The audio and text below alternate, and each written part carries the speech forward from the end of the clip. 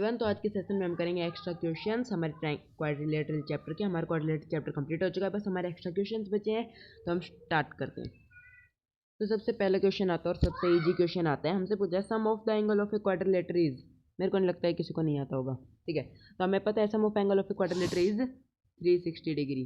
360 degree is the answer, okay. फिर next question हमारे पास आता है a diagonal of a rectangle is inclined to one side of rectangle at 25 degree. What is the measure of acute angle between the diagonals? Okay, yes. तो इसमें हमें कहा है कि देखो, यस, हमारे पास एक रेक्टेंगल है, ये हमारे पास एक रेक्टेंगल है, ओके।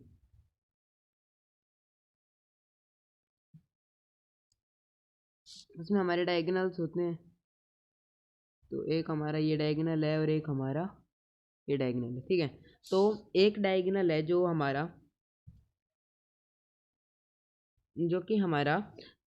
रेक्टेंगल की साइड की तरफ इंक्लाइंड है। जैसे हमने ये डायगोनल, हमने इसको नाम दिया A B C and D.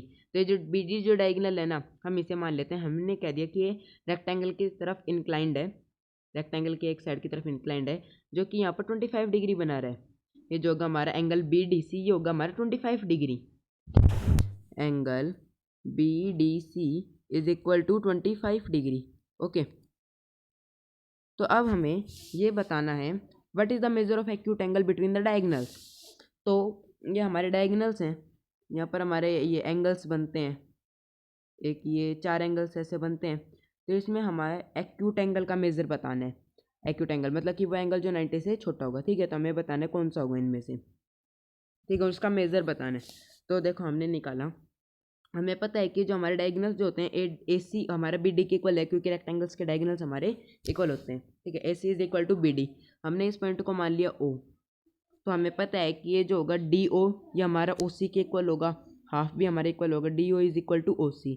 So triangle D O C is an isosceles triangle, क्योंकि हमारे दो साइड के हैं इक्वल है, D O is equal to O C. अब D O is equal to O C है, तो ये जो हमारा एंगल होगा ओ सी डी, ये किसके इक्वल होगा, ओ डी सी के इक्वल होगा, आइसोसेलेस ट्राइंगल थ्योरम की वजह से ये दोनों एंगल हमारे होंगे इक्वल। हमें पता है ओ डी सी हमारा है 25 डिग्री, ओ डी सी हमारा है 25 डिग्री। तो ये जो एंगल सी होगा ओ सी डी, ये भी कितना होगा, ये भी होगा हमारा 25, plus angle D O C, D O C को हमने मान लिया x is equal to 180 degree, angle sum property, okay. फिर हम एक्स को निकालेंगे तो एक्स आ जाएगा हमारा 130, यस, एक्स आ जाएगा हमारा 130, ठीक है। तो ये इस एक्स की वैल्यू आ गई हमारी 130, देखो किस एंगल की हमारी वैल्यू आ गई 130, यस, ये जो एंगल है ना हमारा सी ओ डी डी ओ सी, इसकी वैल्यू आ गई हमारी 130। अब हमें पता है कि 130 हमारा एक्यूट एंगल नहीं है, ठीक है। तो अब हमें पता है कि या तो ये होगा एक्यूट एंगल या फिर ये होगा, इनमें से हमें किसी एक का मेजर निकालना है, क्योंकि दोनों का सेम आएगा वर्टिकल अपोजिट एंगल से, ठीक है। तो चलो हम इसका निकालते हैं। तो हम इसका कैसे निकाल सकते हैं, हमें इसका निकालने के पास दो तरीके हैं। एक तो हम निकाल सकते हैं लीनियर पेयर से, हमारी स्ट्रेट लाइन है, ये हमारा 130 है, तो ये कितना हो जाएगा, ये हो जाएगा 180 माइनस 130, 50 डिग्री। और एक हम निकाल सकते हैं एक्सटीरियर एंगल थ्योरम से, क्योंकि हमारा इस ट्रायंगल का क्या एक्सटीरियर एंगल है, तो ये क्या होगा, अंदर के अपोजिट टू एंगल्स का सम होगा। तो 25 + 25 50, तो ये कितना हो जाएगा 50 डिग्री, ओके। तो इसका आंसर होगा हमारा 50 degree. 50 degree is that acute angle between the diagonals, okay. Then next question हमारे पास आता है the four angle of a quadrilateral are in the ratio 3:5:7:9, find the measure of largest angle, okay. ये कितना easy question है, इसमें हमें ये रेशियो में दे रखे हैं, हमें इनमें लार्जेस्ट एंगल फाइंड आउट करना है, ठीक है। तो हम इसे कैसे फाइंड आउट कर सकते हैं, हमने इन एक्स के इक्वल लिखा, तो हमने लिखा 3x + 5x + 7x + 9x is equal to हमारा 360 डिग्री होगा, इज इक्वल टू 360 डिग्री, ठीक है। फिर जब हमने इनका सम करा 3 + 5 + 7 + 9, तो ये हमारे कितना हो जाएगा, ये हमारा हो जाएगा 24x, yes, 24x is equal to 360, x हमारा आ जाएगा 15, x हमारा आ जाएगा 15। अब हमें लार्जेस्ट एंगल निकालना है, तो 9 हमारा है, तो हमने करा 9 × 15, तो ये कितना हो जाएगा, ये हो जाएगा हमारा 135, यस, तो ये हो जाएगा हमारा 135 degree. So 135 degree is our largest angle, ठीक है। Major of largest angle, largest angle का क्या मेजर है, तो वो है हमारा 135 डिग्री, ओके। फिर नेक्स्ट क्वेश्चन हमारे पास आता है square is inscribed in an isosceles right triangle so that the square and the triangle have one angle common so that their vertex of square opposite the vertex of the common angle bisect the hypotenuse. Okay तो देखो इस question में हमसे क्या पूछे हैं, जैसे मैंने अभी एक बार ड्रॉ करा, हमारे पास एक आइसोसेलेस ट्रायंगल है, right triangle, isosceles right triangle. Okay तो ये हमारा एक आइसोसेलेस राइट ट्रायंगल है जिसमें मैंने अब अगर इसको नाम दिया तो चलो नाम मैं बाद में दूंगा। ओके अब इस आइसोसेलेस राइट ट्रायंगल के अंदर हमारा एक ये स्क्वायर है, इस आइसोसेलेस मेरे को इसे थोड़ा सा वैसे लेना पड़ेगा, यस ये इसके अंदर हमारे ये एक स्क्वायर है। ओके अब जैसे कि मैंने इसे नाम दिया, ये हो गया हमारा ए, ये हो गया, चलो इसे हमने मान लिया सी, ये हो गया सी, ये हो गया बी। ठीक है अब हमें पता है एंगल से हमारे क्या 90 डिग्री है, और वैसे भी हम बता सकते हैं क्योंकि स्क्वायर के सारे एंगल क्या होते हैं 90 डिग्री होते हैं। ये भी हमारा 90, ये भी हमारा 90 और ये भी हमारा है 90। ओके अब हम इसमें हमसे क्या पूछा है, जैसे कि हमने इस कॉर्नर को मान लिया एफ, ये जो हमारा जो कॉर्नर है स्क्वायर का ये है हमारा एफ। ठीक है तो अब हमें ये बताना है कि एफ जो है ना ये हमारा ए बी का मिड पॉइंट है, बल्कि कॉर्नर जो एफ है ये वर्टेक्स एफ ये हमारी ए बी को बाइसेक्ट करती है, हाइपोटेन्यूस ए बी को बाइसेक्ट करती है। ठीक है तो हम ये कैसे प्रूव कर सकते हैं, हम इसे करेंगे, हमने लिखा ये मैंने इसे ई पॉइंट मान लिया और ये मान लिया मैंने जी। ठीक है E F is equal to F G is equal to G C is equal to E C, सारे स्क्वायर्स की साइड हमारी क्या होंगी इक्वल होंगी। ठीक है अब हमें पता है ये आइसोसेलेस ट्रायंगल है, तो ये जो ए सी जो लाइन हमारी ये किसके इक्वल है, ये हमारी है बी सी लाइन के इक्वल है, ए सी हमारी बी सी लाइन के इक्वल है, तो ये जो एंगल होगा हमारा एंगल ए बी सी ये हमारा एंगल सी ए बी के इक्वल होगा। ओके और ये दोनों एंगल हमारे इक्वल हैं। अब हमने लिखा in triangle F G B and triangle A E F, एक तो है हमारे ऊपर वाला ट्रायंगल और एक हमारे स्क्वायर के साइड में नीचे वाला है ट्रायंगल। ठीक है तो एफ जी बी हमारे नीचे वाला और ए ई एफ हमारे ऊपर वाला। F G B and A E F में हमारा क्या है, हमें पता है E F is equal to F G, sorry हम ई एफ को नहीं लिख सकते ना, हमने लिखा F G is equal to E F, F G is equal to E F, square की सारी साइड हमारी क्या होती हैं इक्वल होती हैं। फिर हमने लिखा angle E A F is equal to angle F B G, मैं ऊपर वाला नीचे लिख रहा हूँ, yes angle F G B is equal to angle E A F, ये हमारा एंगल इक्वल हो जाएगा क्योंकि हमारा आइसोसेलेस ट्रायंगल है। Okay right isosceles right triangle. Okay ये क्वेश्चन हमें दे रखा है। फिर हमने लिखा कि अब हम क्या लिखें, यस अब हमने लिखा एंगल एफ जी, ओह सॉरी ये है ना यहाँ पर हमारा थोड़ा सा टेढ़ा हो गया, ये एफ जी भी नहीं आएगा, ये एफ बी जी आएगा, ये हमारा आएगा एफ बी जी। ठीक है ये एफ बी जी आएगा, ये मैंने गलती से एफ जी भी लिख दिया, एफ बी जी। ठीक है एफ बी जी। फिर हमने लिखा angle F G B is equal to angle A E F is equal to angle A E F is equal to angle A E F. कैसे, क्योंकि यहाँ पर क्या बनाएगा 90 डिग्री बनाएगा, लीनियर पेयर के हिसाब से हमारे यहाँ पर 90 डिग्री बनाएगा। एक तरफ हमारा क्या हो गया 90 ए स्क्वायर के होने की वजह से, और दूसरी तरफ भी हमारा क्या होगा लीनियर पेयर से होगा हमारा 90, हम यहाँ पर लिख देते हैं ईच 90 डिग्री। ठीक है ईच 90 डिग्री। उसके बाद बाई ए एस से rule we can prove that this both triangles are congruent, by A S से no A S, by A S rule we can prove that this both triangles are congruent, A S से ए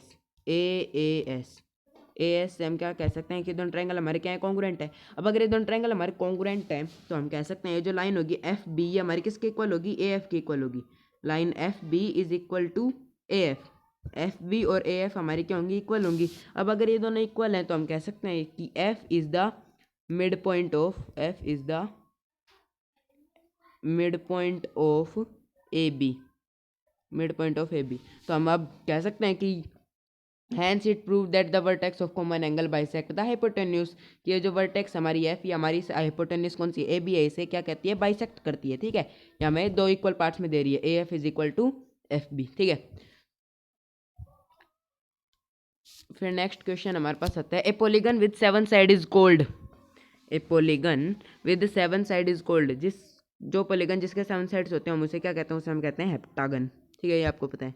फिर next question हमारे पास आता है, in the figure A B C D C trapezium in which A B parallel to D C, A and F are the mid point of A D and B D C respectively, D F and A B are produce to meet at G, also A C and E F intersected at the point O, so that E O parallel to A B O A O is equal to C ओ। ठीक है, तो इसमें इस question में हमें पहले तो ये चीज़ प्रूव करनी है कि जो ई जो है ना, ये ई ओ ये हमारी इस ए बी के पैरेलल है, और दूसरा हमें प्रूव करना है जो ए ओ लाइन है ये हमारी सी ओ के इक्वल है, मतलब कि ओ हमारा ए सी लाइन का मिड पॉइंट है। ठीक है, तो हम इसे कैसे प्रूव करेंगे, पहले हम क्या प्रूव करेंगे, पहले हम प्रूव करेंगे ई O parallel to A B.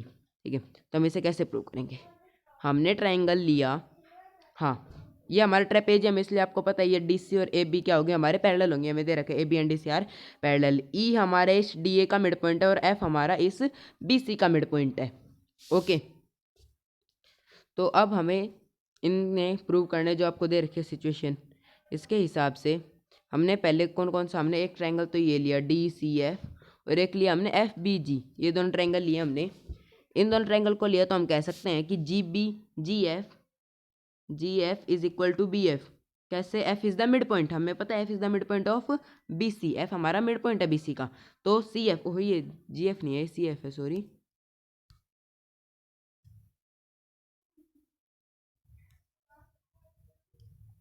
ये सी एफ है, C F is equal to B F, ये हो गया हमारा। अब दूसरी चीज़ हम क्या कहें, अब दूसरी चीज़ हम कहेंगे angle D C F, angle D C F is equal to angle F B G, is equal to angle F B G, is equal to angle F ओहो बी जी। वो कैसे, अल्टरनेट इंटीरियर एंगल से, हम कह सकते हैं alternate interior angle से, ये दोनों लाइन हमारी क्या होंगी, पैरेलल्स हैं, तो ये एंगल इस एंगल के इक्वल होगा, कैसे, अल्टरनेट इंटीरियर एंगल से। ठीक है, फिर ये हो गया। फिर लास्ट वन हमारे क्या आता है, लास्ट वन हमारा आता है, लास्ट वन हम क्या चीज़ प्रूव करें कि हमारे ये कॉन्ग्रुएंट हो जाए, तो जैसे मैंने यहाँ से इरेज करा, अब लास्ट हम क्या कह सकते हैं, लास्ट हमने कहा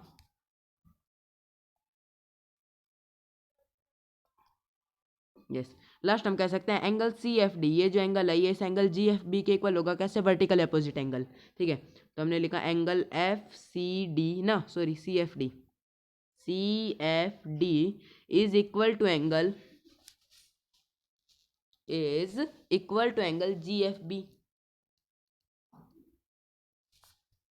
is equal to angle G F B, G F B कैसे, वर्टिकली अपोजिट एंगल। ठीक है, तो by S, by A angle, फिर ये हमारी साइड एस, और फिर ये हमारा angle A, so by S A S rule we can prove that this both triangles are congruent, by S A S, S S से ये दोनों ट्रायंगल क्या हो गए हमारे, एस एस से या ए एस से, ओहो आज तो दिन ही उल्टा चल रहा है, भाई ए एस से रूल से ये दोनों ट्रायंगल क्या हो गए हमारे, हो गए कॉन्ग्रुएंट, ये दोनों ट्रायंगल हो गए हमारे कॉन्ग्रुएंट।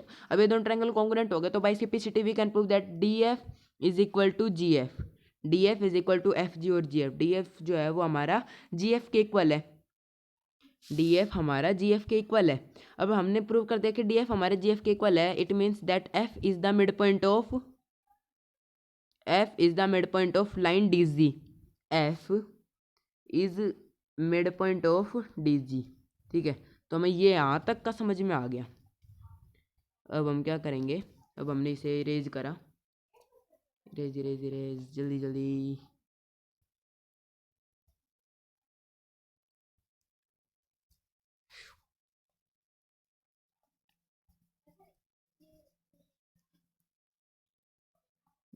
Yes okay. अब अब हम पता है ये जो एफ है ये हमारे डी जी का मिड पॉइंट है। अब हमने ये ट्रायंगल लिया डी जी ए या फिर डी ए जी ए की बात है। हमने ये ट्रायंगल लिया, इसमें हमने कहा कि ई जो है वो हमारे डी ए का मिड पॉइंट है। ई हमारा डी ए का मिड पॉइंट है, हमें गिवन है। हमने कहा एफ जो है वो हमारा डी जी का मिड पॉइंट है, ये अभी हमने प्रूव करा है। अब ई और एफ हमारे मिड पॉइंट हो गए इस ट्रायंगल के, तो हम कह सकते हैं कि that E F is parallel to A G या फिर A B. A ji A B मतलब कि एक ही बात है, स्ट्रेट लाइन है, ए बी जी पूरी ऐसे करके, बी को हमने एक्सटेंड कर रखा है ना। तो E F is parallel to A G by mid point theorem. Mid point theorem से ये क्या हो जाएंगे, हमारे पैरेलल हो जाएंगे। अब ये हमारे पैरेलल हो गए, तो हम ये भी कह सकते हैं कि जो लाइन ई ओ होगी, ई ओ, ये भी हमारी ए बी के पैरेलल है, क्योंकि ई ओ भी तो किसका पार्ट है, पूरी ई एफ का ही पार्ट है हमारा ई ओ छोटा सा। तो ये भी ए बी के पैरेलल होगा, तो हम कह सकते हैं कि E O parallel to A B, E O parallel to A B. तो हमने पहली चीज़ क्या कर दी, प्रूव कर दी, E O is parallel to A B, ये चीज़ हमने कर दी प्रूव। ठीक है, उसके बाद अब हमारे पहला तो प्रूव हो गया, अब हमें क्या प्रूव करना है, अब हमारा बच गया ए O is equal to C ओ। ये दोबारा आ गया इतना ज़्यादा, ओके। तो हमारा बच गया ए O is equal to C ओ, ये हमने प्रूव कर दिया। अब हम ए ओ को सी ओ के इक्वल कैसे प्रूव करेंगे, ठीक है। अब हम पता है कि ये दोनों हमारी क्या है, पैरेलल है, और ए बी और डी सी हमारे पैरेलल है। तो हम कह सकते हैं कि E O will also be parallel to D C. E O जो होगी वो भी हमारे डी सी के पैरेलल होगी, क्योंकि A B D C parallel है एक दूसरे के, और ई ओ और ए बी एक दूसरे के पैरेलल है, तो ई और डी सी भी पैरेलल होगी। हाँ भाई हो गई। फिर हम पता है ई जो है वो हमारा डी ए का मिड पॉइंट है। अब आप पता है, अब आप इस ट्रायंगल पे आ जाओ, ये जो है हमारा D A C triangle D A C पे आ जाओ। ई हमारे क्या हो जाएगा, मिड पॉइंट हो जाएगा, ये लाइन हमारी इसके पैरेलल हो जाएगी। तो ओ क्या होगा, ओ हमारे इस थर्ड लाइन ए सी का क्या होगा, मिड पॉइंट होगा। ओ हमारा हो जाएगा mid point of A C, O हमारा हो गया mid point of A C. तो A O will be equal to C O, A O जो होगा वो हमारा सी ओ के इक्वल होगा। ठीक है, ये मैंने ओ मिड पॉइंट ऑफ ए सी कैसे कहा, मिड पॉइंट थ्योरम कन्वर्ज से। ठीक है, ए O is equal to C ओ, तो हमने ये क्वेश्चन कर दिया प्रूफ। फिर नेक्स्ट क्वेश्चन हमारे पास आते हैं, in polygon number of side equal to. अच्छा, तो इन पॉलीगन, जैसे हमारे पास कोई भी पॉलीगन है, मैंने ये बना दिया, ठीक है, ये पॉलीगन है हमारे पास। ठीक है, अब इसमें हमारी जो नंबर ऑफ साइड्स हैं, ये हमारी इसमें कितनी साइड्स हैं, 6 हैं। तो ये किसके इक्वल होती हैं, ये 6 साइड्स किसके इक्वल होती हैं, वर्टिसेस के। तो हम इसमें कह सकते हैं ये हमारी इक्वल होते हैं, वर्टिसेस के भी इक्वल होते हैं, ये हमारी एंगल्स के भी इक्वल होती हैं। जैसे ये हमारा ए 1 2 3 4 5 6 वर्टिसेस हैं, और हमारे पास 6 एंगल्स होंगे, 1 2 3 4 5 6। ठीक है, तो हमारे fill in the blank type का था, तो ये भी हो गया हमारे क्वेश्चन कंप्लीट। फिर नेक्स्ट क्वेश्चन हमारे पास आते हैं, in figure A B C D is a parallelogram and is the mid point of side B C, E is the midpoint of side BC. If DE and AB when produced meet at F, prove that AF is equal to 2AB. अच्छा, तो देखो इस question में हमसे क्या पूछा है, ये क्वेश्चन बहुत इजी क्वेश्चन है। ठीक है, इसमें हमसे पूछा है, देखो एक बार रुकना,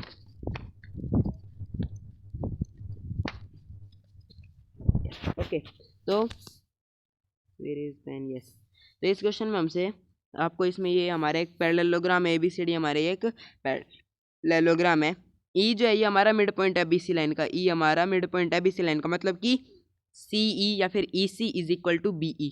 ओके, अब हमने D and A B when produced at meet at F, A B को हमने प्रोड्यूस करा और डी ई को हमने प्रोड्यूस करा। जब हमने प्रोड्यूस करा तो ये इंटरसेक्ट करते एक दूसरे को कहाँ पे, एफ पॉइंट पे।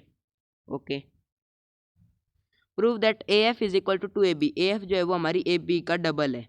ठीक है, तो हमें ये प्रूव करना है, मतलब कि हमें ये चीज़ प्रूव करनी है, ये मत देखो कि ए एफ हमारा ए बी का डबल है, ये चीज़ देखो कि हमें ये चीज़ प्रूव करनी है कि B is the mid point of line A F. हमें ये चीज़ प्रूव करनी है कि B is the mid point of line A F. ठीक है, तो हम इसे कैसे प्रूव करेंगे, बहुत सिंपल है।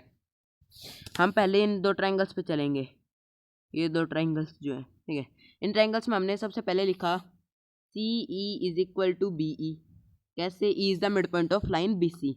ठीक है, हमें गिवन है।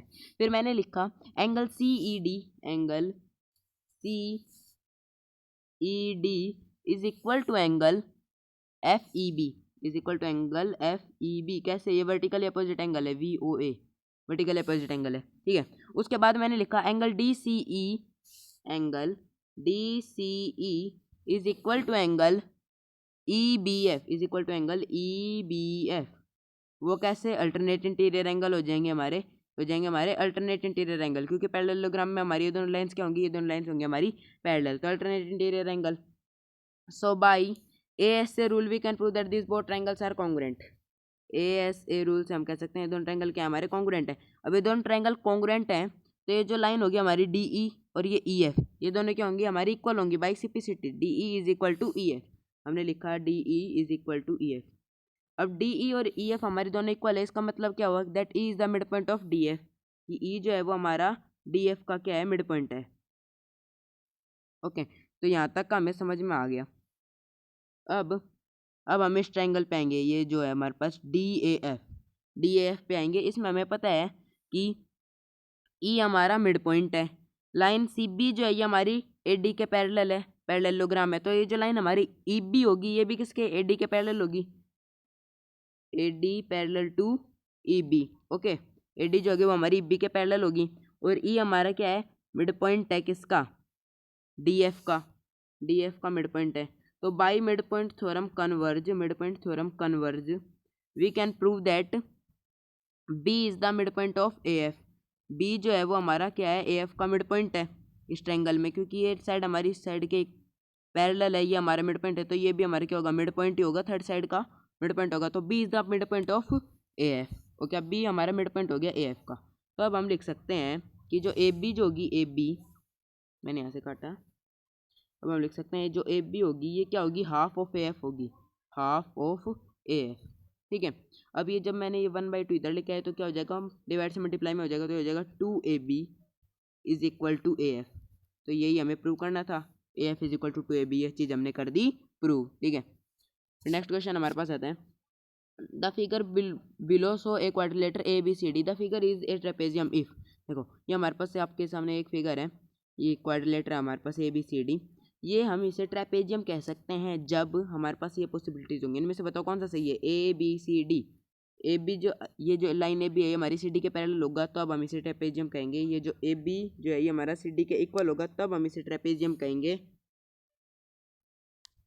या फिर जो ये CA जो है, ये CA ये जो हमारी BD के इक्वल है, तब ट्रेपेजियम कहेंगे। फिर CA और BD दोनों पैरेलल है, CA और BD हमारी दोनों पैरेलल है, तब ट्रेपेजियम कहेंगे। AB हमारी ये है, ABCD हमारी ये है। ठीक है, ABC और D। ओके, तो इसका आंसर हमारे पास क्या हो गया, AB पैरेलल टू CD। हमें पता है 2 पैरेलल साइड्स होती हैं, AB टॉप और बॉटम वाली, AB जो होगी हमारी पैरेलल टू CD हो जाएगी। ठीक है, फिर नेक्स्ट क्वेश्चन हमारे पास आता है, shown in figure square ABCD is a square and triangle ABC is an equilateral triangle, find the measure of angle DAE। ये L नहीं है, ये एंगल है, L नहीं है, ये क्या है, एंगल DAE। अच्छा देखो, इसमें हमारे पास ये ABCD हमारे क्या है, एक स्क्वायर है, ये BCE जो है ये हमारा क्या है, कि हमारा इक्विलेटरल ट्रायंगल, गौर करना, इक्विलेटरल ट्रायंगल। ठीक है, find the measure of angle DAE का मेजर बताना है आपको, एंगल DAE का। बहुत ईजी है ये, तो आप होमवर्क क्वेश्चन के उसमें मान लो, ये आपका होमवर्क क्वेश्चन। ठीक है, चलो इसे मैं बता ही देता हूँ, एंगल DAE निकालना है हमें। ठीक है, तो हम इसे कैसे निकालेंगे, हमें पता है, पहले हम मार्क कर लेते हैं कौन कौन सी साइड्स इक्वल है। ये साइड क्या होंगी हमारी, इक्वल होंगी, स्क्वायर की सारी साइड इक्वल होती हैं। अभी इक्विलेटरल ट्रायंगल है तो ये दोनों तीनों साइड भी क्या होंगी, इक्वल होंगी। ठीक है, ये हो गया। अब हमें पता है हमें कौन सा निकालना है, हमें निकालना है एंगल DAE कौन सा है हमारा, ये DAE। ओके, हमें पता है ये पूरा कितना होता है, 90 का होता है। ठीक है, तो हमें ये पता है एंगल ABE कितना आएगा, एंगल AB आएगा हमारा 90 + 60, 90 + 60 ये हमारा कितना हो जाएगा, 90 + 60 हो जाएगा हमारा, वेट ए मिनट, 150, 90 + 60 हो जाएगा हमारा 150। अब ये हमारा 150 हो गया, और ये दोनों साइड हमारी क्या इक्वल है, तो ये क्या हो गया, एक आइसोसेलेस ट्रायंगल हो गया। ABE हमारा एक आइसोसेलेस ट्रायंगल हो गया। तो जो एंगल BAE है, ये जो एंगल BAE ये हमारे इस एंगल BEA के इक्वल होगा। ओके, तो मान लो हमने एंगल BAE को हमने मान लिया x, तो एंगल BEA जो होगा वो भी हमारा क्या होगा, x + 150 is equal to 180 by angle sum property. फिर 2x is equal to 30, x की वैल्यू क्या आ जाएगी, x की वैल्यू आ जाएगी हमारी 15 डिग्री। ऐसे एक क्वेश्चन हमने किस में करा था, ऐसे ही एक क्वेश्चन हमने ट्रायंगल्स वाले एक्स्ट्रा क्वेश्चंस में भी हमने ऐसे एक क्वेश्चन करा था। तो x आ जाएगा हमारे कितना, 15 डिग्री आ जाएगा। अब जैसे मैंने यहाँ से काटा, हमें पता है ये जो आएगा ये हमारा ये एंगल, ये दोनों क्या है, 15 डिग्री है। ये पूरा एंगल हमारा 90 है। तो अब हमें सिर्फ ये निकालना है, ये एंगल EAD। तो हम कैसे निकाल सकते हैं, हम निकाल सकते हैं 90 माइनस 15। ओके, 90 माइनस 15 हमारा क्या हो जाएगा, 90 माइनस 15 हो जाएगा हमारा एंगल EAD। ओके, कितना ईजी था, ये हो जाएगा हमारा 75 degree. 75 degree is our answer.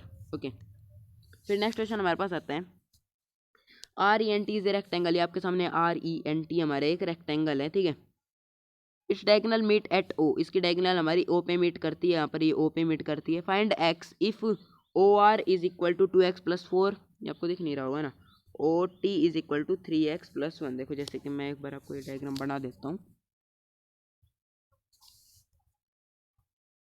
ये हमारे पास एक है रेक्टेंगल, ठीक है। अब इसमें हमारे ओहो तो थोड़ा सा टेढ़ा चला गया, ये दो डायगोनल्स हैं हमारी,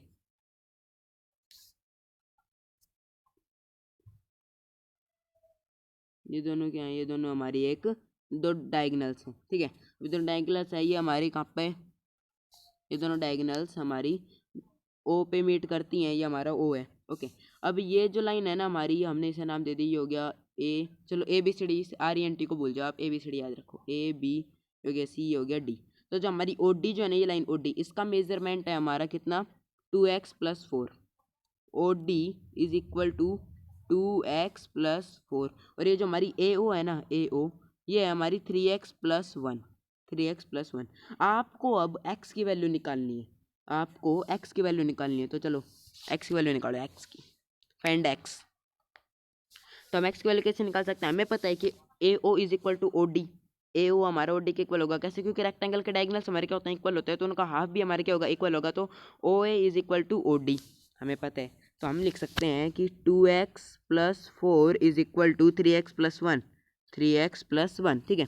अब ये जब 1 इधर आए तो किसका हो जाएगा, माइनस का हो जाएगा। तो ये हो जाएगा 2x plus 3 is equal to 3x plus 3x, खाली 3x, 3x। ओके, अब हमने क्या करा भाई, हाँ, जब ये 2x इधर गया तो हो जाएगा माइनस का, तो हमने लिखा 3 is equal to 3x minus 2x हो जाएगा हमारा सिर्फ x। सो x की वैल्यू क्या आ जाएगा, x की वैल्यू आ जाएगी हमारी 3। x की वैल्यू क्या आ गई, 3 इज इक्वल टू x, तो x की वैल्यू आ गई हमारी 3।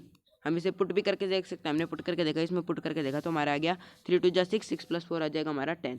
जब हमने इसमें पुट करके देखा 3 3 जा 9, 9 प्लस 1 हो जाएगा इज इक्वल टू 10। ओके, तो हमारे इसके x की वैल्यू क्या आएगी, x की वैल्यू आ जाएगा हमारी 3, ठीक है। फिर नेक्स्ट क्वेश्चन, बस तो इसके साथ हमारे चैप्टर कंप्लीट होता है, हमारा क्वाड्रिलेटरल चैप्टर कंप्लीट हो गया। इससे अगला चैप्टर होगा हमारा 9th चैप्टर, जो हमारा डिलीट हो चुका है, area of parallelogram and triangles.